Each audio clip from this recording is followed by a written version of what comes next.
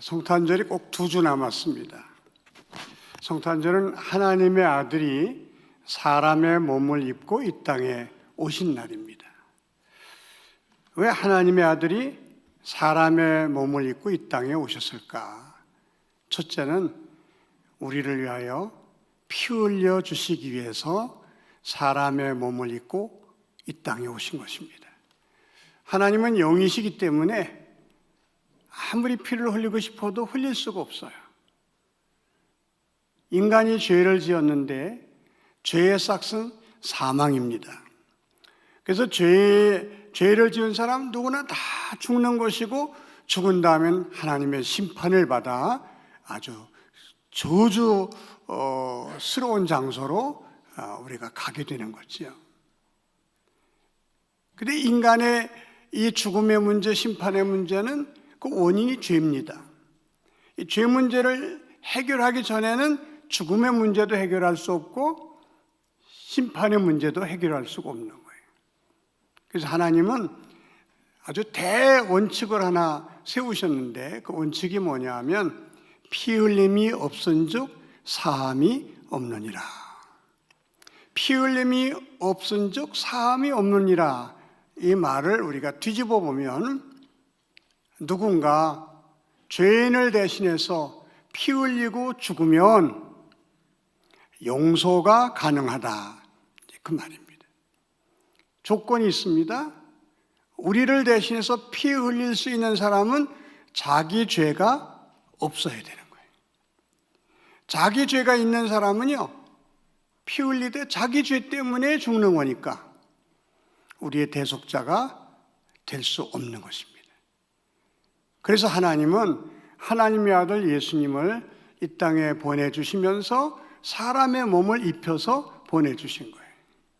그래야 피를 흘리고 죽을 수가 있으니까. 레위기 17장 11절에 육체의 생명은 피에 있습니다. 내가 이 피를 너희에게 주어 단에 뿌려 너희의 생명을 위하여 속하게 하였나니 생명이 피에 있으므로 피가 죄를 속하느니라. 한번 따라해 보실까요? 피가 죄를 속하느니라.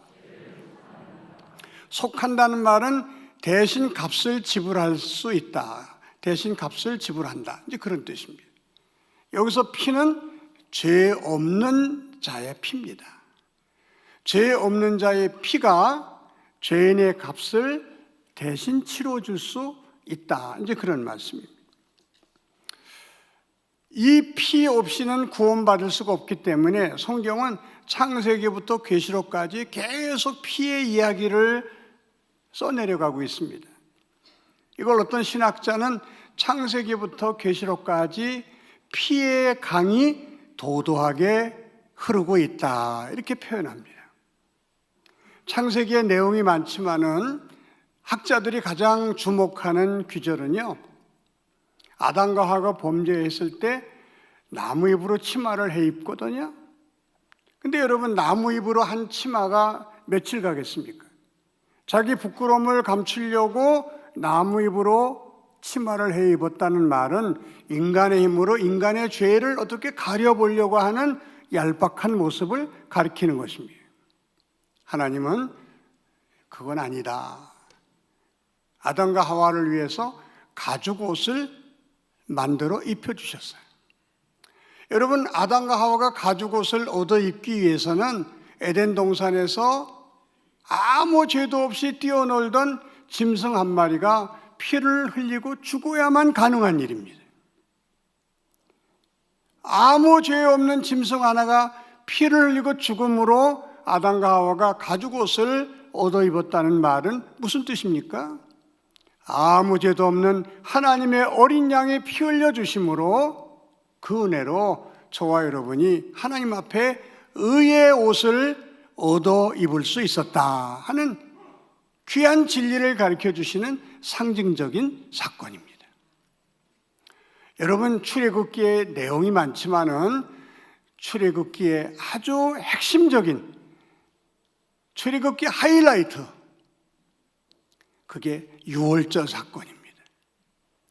430년 동안 애굽에서 종살이하던 이스라엘 백성들을 해방시키려고 하는데 하나님이 하신 방법은 이스라엘 백성들에게 너희가 가족 수대로 양을 잡아서 그 피를 좌우 문설주에 바르고 임방에 발라라. 오늘 밤에 죽음의 사자가 전 애굽을 돌아다닐 텐데 피 바른 집은 뛰어넘어가리라. 이 뛰어넘는다는 말을 영어로 패스오버라고 하는데 6월절이 영어로 패스오버입니다. 피 있는 집은 뛰어넘어가고 피가 없는 집은 죽음의 사자가 들어가 장자와 짐승의 첫 새끼를 죽였습니다. 여러분, 예수님이 이 땅에 오셨을 때 세례 요한이 예수님을 보고 이렇게 외칩니다. 보라, 세상 죄를 지고 가는 하나님의 어린 양이로다. 예수님이 십자가에 설리신 그 피가 저와 여러분의 피가 될 때에 죽음의 사자가 저와 여러분을 건너뛰어 넘어가는 줄로 믿으시기 바랍니다. 이것을 예수의 피를 믿고 죄사함 받았고 예수의 십자가를 믿고 구원받았다는 그런 뜻입니다. 레위기는요, 성경 전체가 피의 이야기예요. 제사 이야기입니다. 이스라엘 백성들이 하나님 앞에 죄를 범하면 죄 범한 사람이 자기 집에서 기르던 양 한 마리를 가지고 제사장에게 가요. 양이 무슨 죄가 있습니까? 죄인이 양의 머리에 안수합니다. 죄의 전가의 안수예요. 안수한 다음에 이 죄 없는 양을 잡습니다. 그 피를 제단에 뿌리면서 제사장은 선언합니다. 내 죄가 사하여 졌느니라. 여러분, 이 제사는요, 죄 지을 때마다 드려야 돼요. 이 제사는 불완전한 제사라 계속 죽을 때까지 드려야 됩니다. 히브리서 기자는 하나님의 아들 예수가 사람의 몸을 입고 이 땅에 오셔서 하나님의 어린 양이 되어 단번에 영원한 속죄를 이루시기 위하여 십자가에서 피 흘려 돌아가셨다. 그렇게 명확하게 우리에게 증언해 주고 있습니다. 하나님의 아들 예수가 사람의 몸을 입고 십자가에서 흘리신 그 피는 죄 없는 자의 피기 때문에, 죄 없는 하나님의 아들의 피기 때문에 단번에 영원히 우리의 죄를 용서하시고 우리를 구원은 해낼 수 있는 그런 보혈, 능력의 피인 줄로 믿으시기 바랍니다.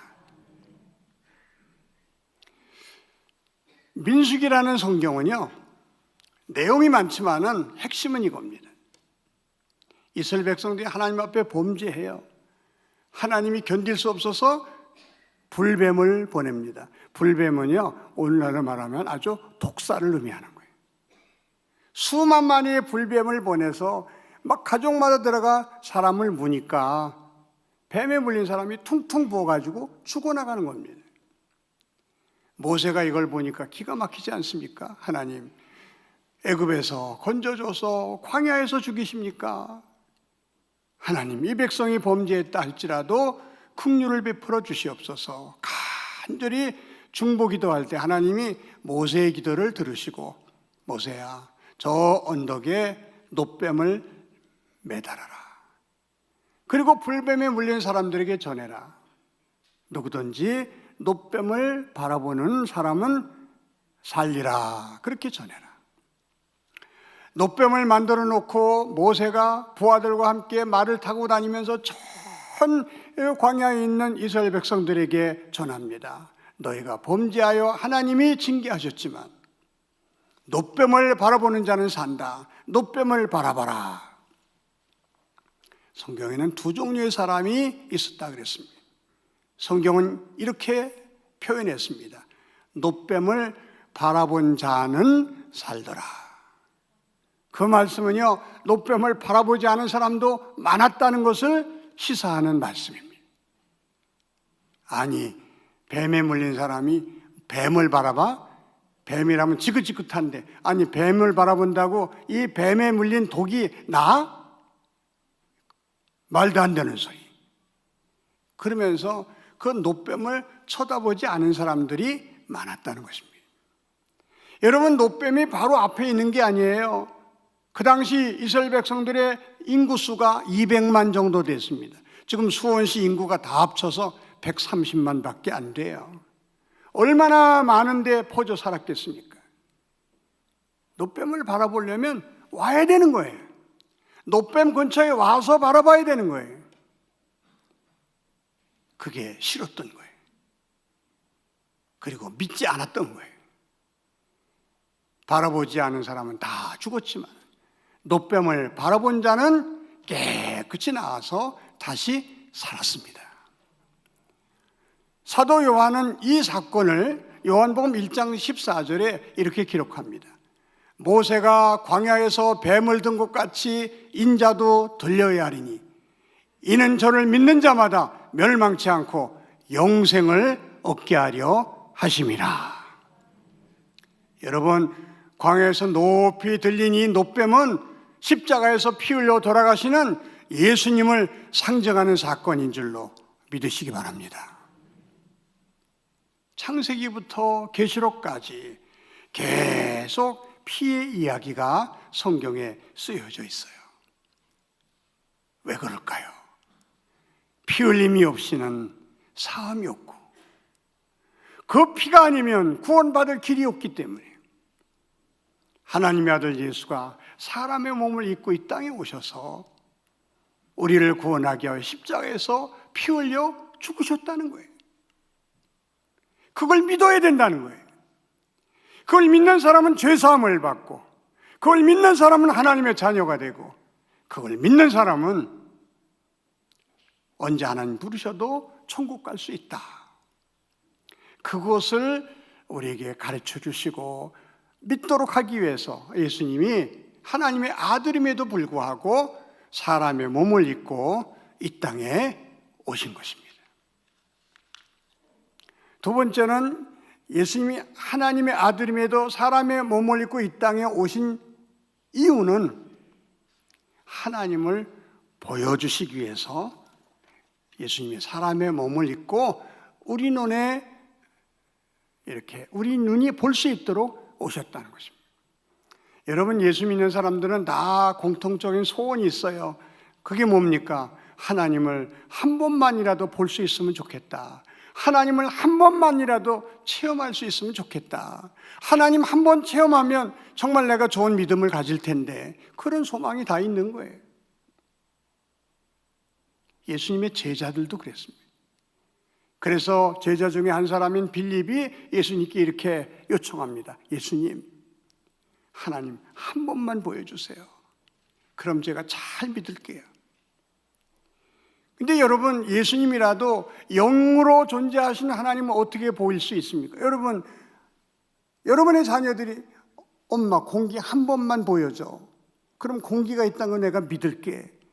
공기는요, 눈으로 볼 수가 없는 거예요. 근데 어떻게 보여줍니까? 그래서 예수님이 이렇게 대답합니다. 빌립아, 내가 이렇게 오래 너희와 함께 있으되 네가 나를 알지 못하느냐? 나를 본 자는 아버지를 보았거늘 어찌하여 아버지를 보이라 하느냐?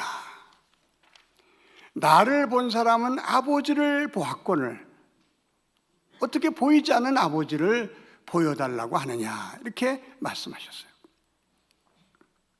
여러분, 예수님이 어떻게 하나님 아버지를 보여주셨습니까? 그분의 사역을 통해서, 그분의 말씀을 통하여, 그분의 기적을 통하여, 그분의 인격을 통해서 하나님이 어떤 분인가를 우리가 명확하게 알 수 있도록 보여주신 분이 예수님이십니다. 우리 하나님은 용서의 하나님 아니십니까? 근데 하나님이 어느 정도 우리를 용서하실까? 우리는 하나님을 보지 못했기 때문에 잘 알 수가 없어요.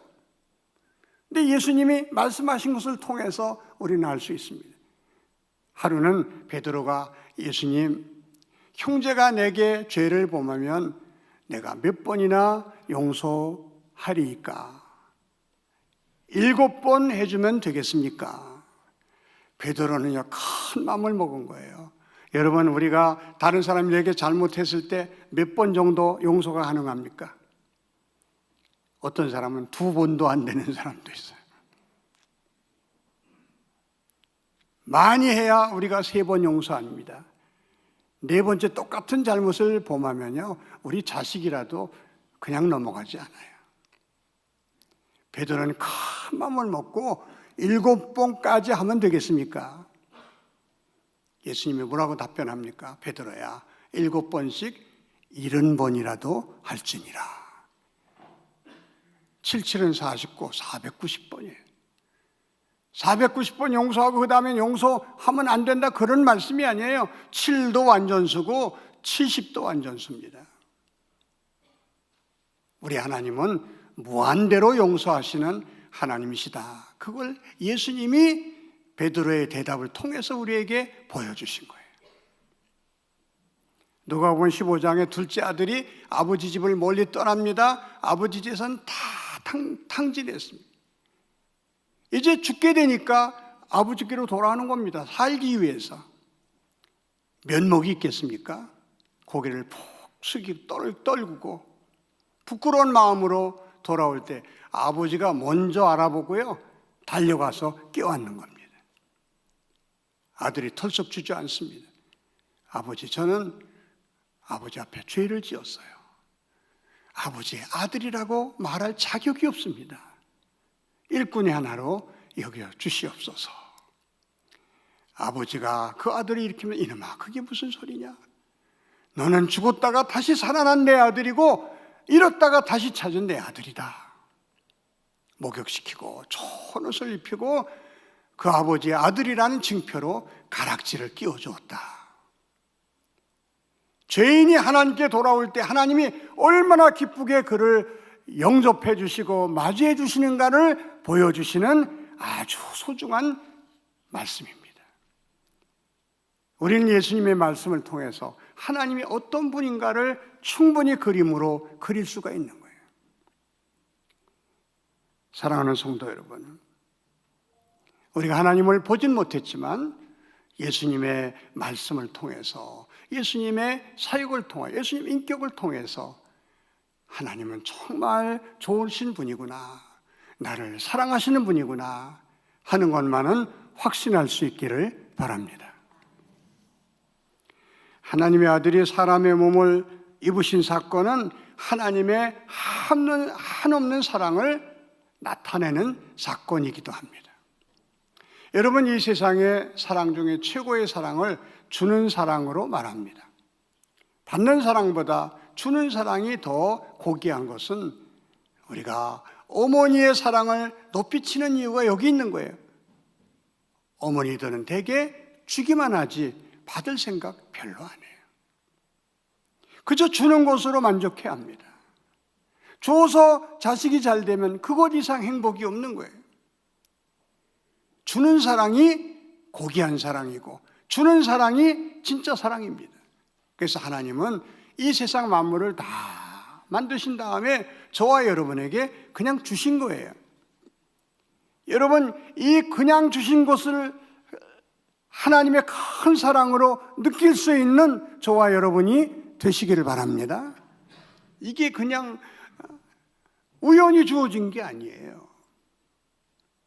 하나님이 세밀하게 만드셔서 저와 여러분에게 선물로 주신 것입니다. 그뿐만이 아니에요. 하나밖에 없는 아들을 저와 여러분을 구원하기 위해서 희생제물로 내어주셨어요. 여러분, 이것에 대해서는 지난주에 제가 말씀드린 바가 있기 때문에 긴 말씀을 드리지 않습니다. 내 아들, 내 딸을 다른 사람을 구원하기 위하여 죽음의 자리에 내어줄 수 있는 사람이 이 자리에 누가 있겠습니까? 하나님이 저와 여러분을 구원하기 위하여 자신의 아들을 죽는 자리에 내어주셨다는 것은요, 엄청난 사랑이 아닐 수 없어요. 그 큰 사랑을 저와 여러분이 이미 받은 것입니다. 근데 주는 사랑보다 한 차원 더 높은 사랑이 있어요. 주는 사랑보다 더 고품질의 사랑이 있습니다. 그 사랑이 무슨 사랑이냐 하면 되는 사랑이에요. 한번 따라 보실까요? 되는 사랑. 되는 사랑이란 말이 무슨 뜻인가? 제가 설명합니다.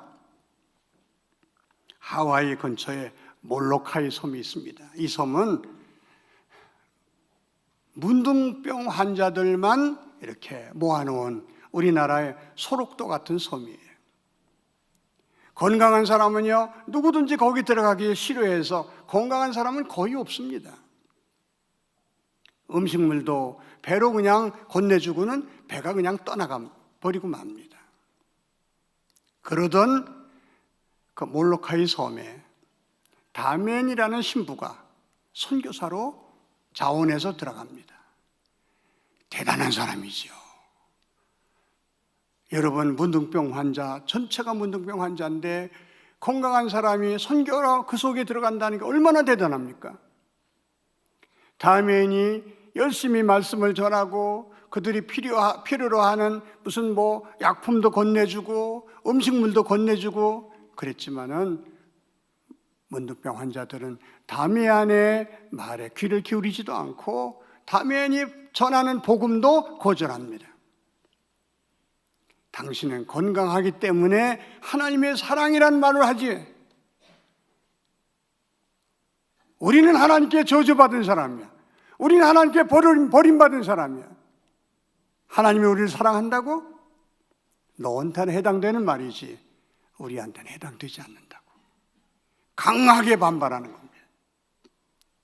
다멘이 아무리 전도하고 아무리 사랑을 베풀어도 받아들이지 않으니까 다멘이 기도합니다. 하나님, 제가 저들과 똑같이 되는 수밖에 없습니다.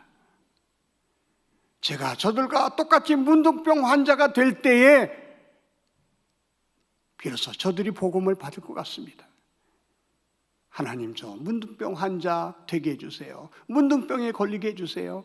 간절한 다멘의 기도를 하나님이 들으시고 손바닥부터 나타나기 시작합니다. 온 몸에 꽃이 피었습니다. 그리고 그들에게 다가갑니다. 나도 이제 여러분의 형제가 되었습니다. 나도 이제 여러분의 이웃이 되었습니다. 여러분, 내가 비록 문둥병자가 되었지만 하나님은 여전히 나를 사랑하시고 여러분을 사랑하십니다. 자기들을 구원하기 위하여 문둥병자가 되는 이 다멘의 모습을 본 그 문둥병 환자들이 마음에 큰 감동을 받고 마음의 문을 열고 그가 전한 복음을 받아들여 몰로카이 섬이 구원받은 사람들의 섬, 은혜의 섬, 축복의 섬이 되었습니다. 이것은 실화입니다. 건강한 사람이 문둥병 환자를 구원하기 위해서 문둥병 환자가 되는 그 사랑이 얼마나 엄청난 사랑이고 얼마나 큰 사랑입니까? 얼마나 차원 높은 사랑입니까? 우리나라 선교사 중에 김성준 선교사라는 분이 계십니다. 이분은 아주 일찍이 카나다에 들어가서 카나다 원주민을 복음화하려고 들어갔던 분인데 이분이 들어간 그 원주민들은요 옷을 하나도 입지 않고 사는 사람들이에요. 아주 원시 그대로 사는 사람들. 이 사람들에게 복음을 전해야 되겠다 생각하고 옷도 갖다 주고 먹을 것도 갖다 주고 필요한 걸 갖다 주면서 하나님의 사랑을 전했지만 그들이 당신은 우리와 다른 종류의 사람입니다. 우리는 당신하고 전혀 다릅니다. 그래서 당신 말을 우리는 듣지 않습니다. 아무리 사랑을 베풀고 복음을 전해도 그들이 거절하는 거예요. 김성준 선교사가 하나님 앞에 눈물로 기도합니다. 하나님, 이들을 구원하기 위하여 이들에게 복음을 전하게 왔는데 저들이 복음을 거절합니다. 하나님, 제가 어떻게 하면 좋습니까? 울면서 간절히 기도하는데 성령의 음성이 들리는데 너희 부부도 벗어라 그러더래. 너희 부부도 벗어라. 우리 성가대에게 물어보겠어요. 다른 사람 구원하기 위해서 홀딱 벗을 수 있어요? 여러분, 우리는 웃지만 이게 보통 어려운 문제가 아니에요. 평생 옷을 입고 산 사람이 다른 사람을 구원하기 위해서 옷을 다 벗어야 된다는 것은요, 쉬운 일이 아닙니다. 기도하고 또 기도하고 기도하다 그런 은혜가 오더라는 거예요.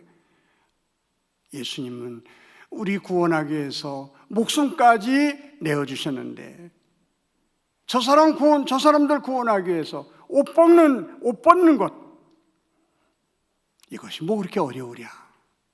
그리고 부부가 눈물을 흘리면서 옷을 다 벗고 그들에게 다가갈 때에 그들이 우리 형제라고 우리 이웃이라고 받아들이면서 복음이 전하여지기 시작한 아주 귀중한 이야기가 한 30년 전 조선일보에 아주 대서특필로 기사화된 것을 제가 본 적이 있습니다.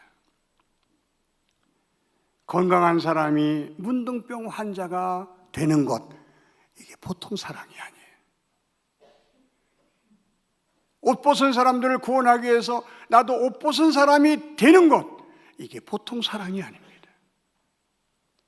그보다 더 큰 사랑이 뭡니까? 죄인을 구원하기 위하여 하나님의 아들이 죄인의 모습으로 이 땅에 오신 것, 사람을 구원하기 위하여 사람처럼 되신 일, 이 일은 표현할 수 없는 하나님의 큰 사랑이 들어있는 사건인 줄로 여러분 믿으시기 바랍니다.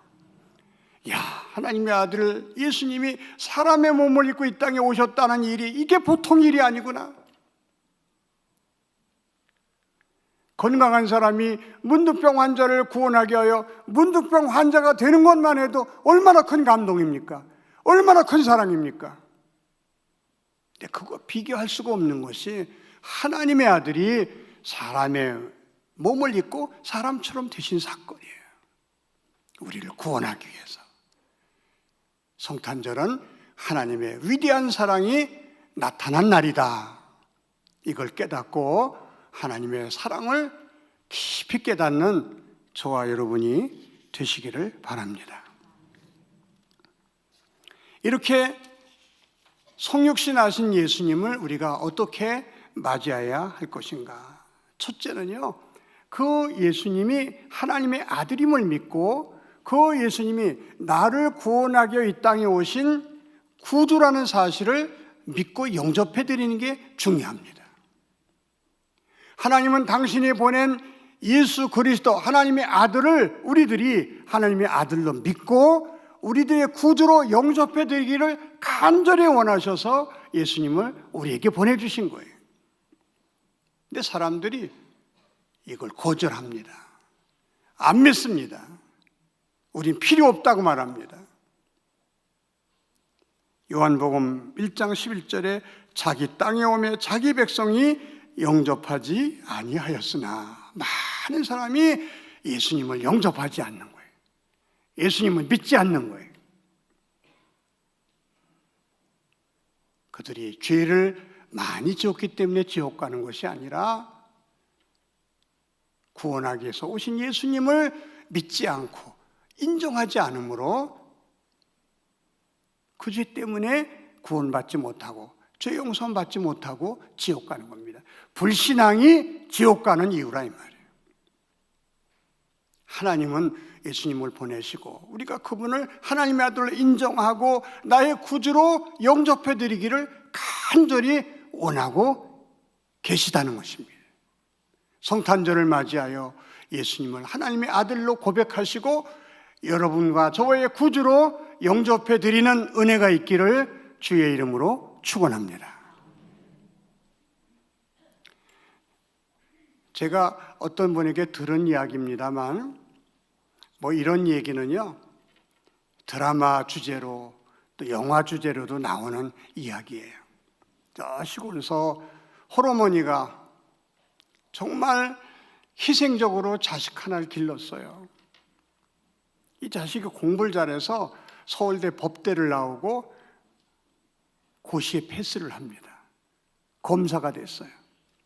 옛날에는요, 돈 많은 사람들이 이 권력을 좀 잡기 위해서 검사 사회 보는 것, 판사 사회 보는 것을 그렇게 원했습니다. 그래서 준재벌집의 사위가 됐어요. 그리고 가난한 집 아들이니까 뭐 돈이 있습니까? 초가살이를 하는데 그 집이 의리의리한 거예요. 뭐 사는 게 우리하고 완전히 차원이 다른 그런 집들 여러분 드라마를 통해서 많이 보시고 또 알고 계시죠?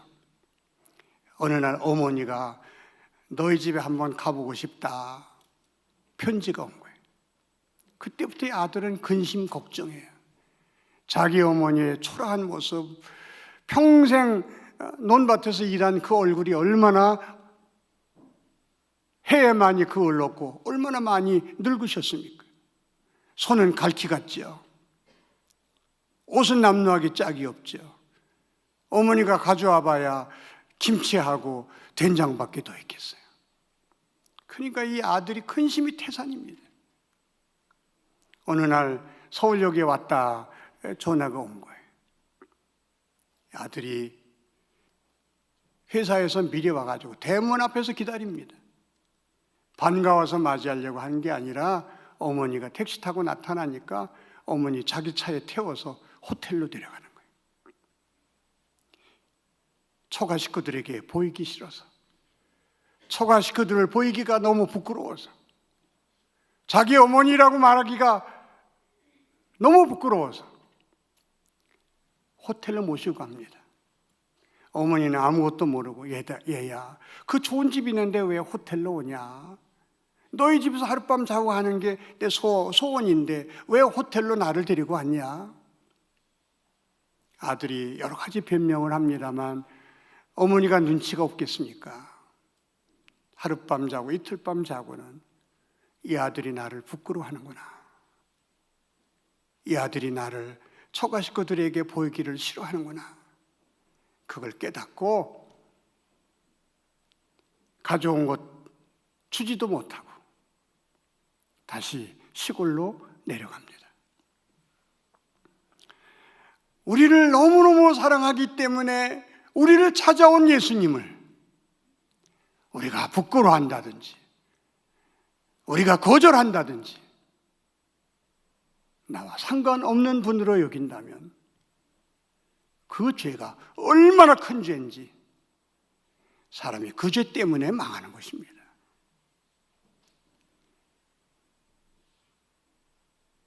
하나님이 나를 사랑하셔서 자기 아들을 보내주셨다. 나의 구원자로 이 땅에 오셨다. 감사한 마음으로 예수님을 나의 구주로 믿고 영접해드리면 나도 구원받지만 하나님께서 기뻐하시고 영광을 받으시는 줄로 믿으시기 바랍니다.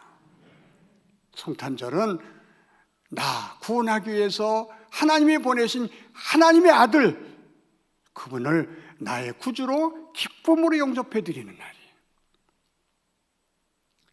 예수님 감사합니다. 나 같은 죄인을 구원하게 하여 하나님의 아들이 사람의 몸을 입고 나를 찾아오시다니, 이렇게 귀한 일이 어디 있습니까? 이처럼 더 큰 사랑이 어디 있습니까? 하나님 감사합니다. 예수님을 하나님의 아들로 인정하고 저와 여러분의 구주로 영접해드리는 복된 성탄절이 되시기를 주의 이름으로 축원합니다. 마지막으로 예수님이 하나님의 아들인데 사람의 몸을 입고 오신 사건을 성육신 사건이라 그렇게 말합니다. 이 성육신 사건을 오늘 본문에는 말씀이 육신이 되어 그렇게 표현합니다. 말씀은요 하나님의 아들을 가리키는 것이고 그 하나님의 아들이 육신이 되었다. 이것을 성육신, 영어로는 인카네이션, 신학의 아주 중요한 주제가 되는 용어입니다.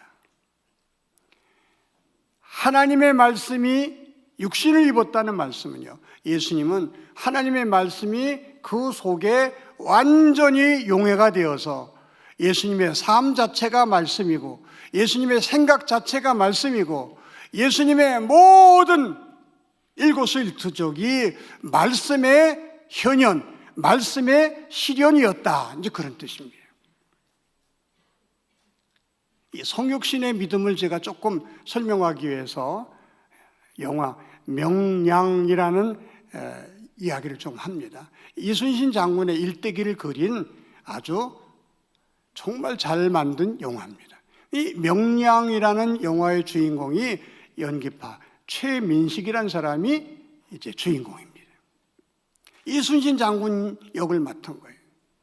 이 최민식이라는 사람이 이순신 장군을 잘 연기하기 위해서 최민식 씨는요, 밥 먹을 때도 이순신 장군처럼 생각하고 먹고 잠잘 때도 이순신 장군인 것처럼 생각하고 잠들고 그저 어디를 가든지 나는 이순신이다, 나는 이순신이다. 그래서 최민식은요 21세기에 이순신이 된 거예요. 그거를 성육신했다, 그렇게 말합니다.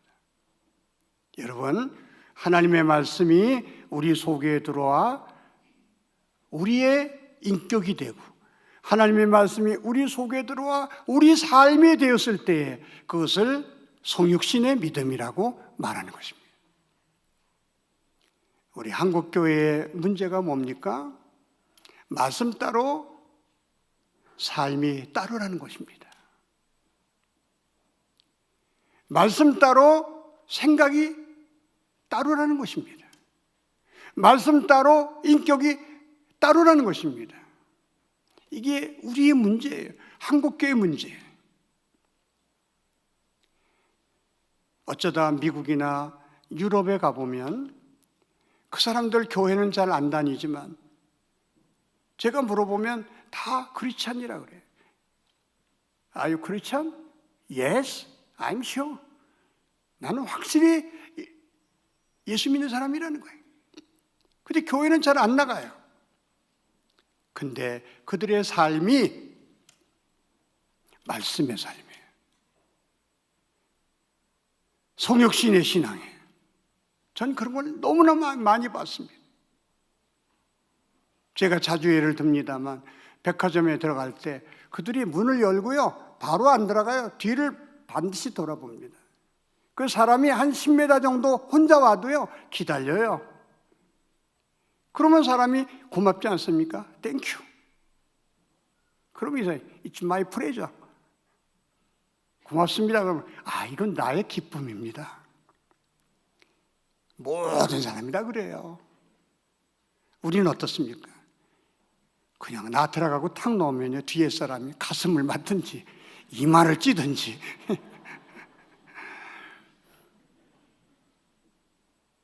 우리는 말씀을 많이 배워요. 많이 외웁니다. 많이 쓰기도 해요. 그러나 성육신된 믿음이 아니라면 그게 무슨 소용이 있어요? 성경 말씀 많이 몰라도 단 하나, 예수님이 나는 섬김을 받기 위해서 온 것이 아니라 섬기러 왔다, 그 말씀 하나 붙들고 가정에서도 섬기고 교회에서도 섬기고 직장에서 섬기는 삶을 산다면 그 사람이 성육신된 믿음, 성육신 신앙을 가진 사람이 아니겠습니까? 이 성육신 사건을 통해서 우리가 가질 수 있는, 우리가 배울 수 있는 은혜가 뭡니까? 나도 성육신의 믿음을 가져야 되겠고 성육신의 신앙을 가져야 되겠다. 그 말씀이 나의 인격이 되고 그 말씀이 나의 삶이 되고 그 말씀이 내 입술에 말이 되는 이 성육신의 믿음을 갖고 사는 저와 여러분이 되시기를 주님의 이름으로 축원합니다. 기도드리겠습니다. 하나님 감사합니다. 예수님을 보내주셔서 우리를 구원해 주시고 또 우리가 성육신된 믿음을 가지고 가정에서, 직장에서, 또 삶의 현장에서 주님처럼 아름다운 모습을 보임으로 또 다른 영혼을 주께로 인도할 수 있는 우리 모두가 되게 하여 주시옵소서. 말씀 따로, 삶이 따로인 성도가 아니라, 말씀과 상관없는 인격이 아니라 말씀이 인격이 되고 말씀이 삶이 되는 성육화된 성도들 되게 하여 주시옵소서. 예수님의 이름으로 기도하옵나이다. 아멘.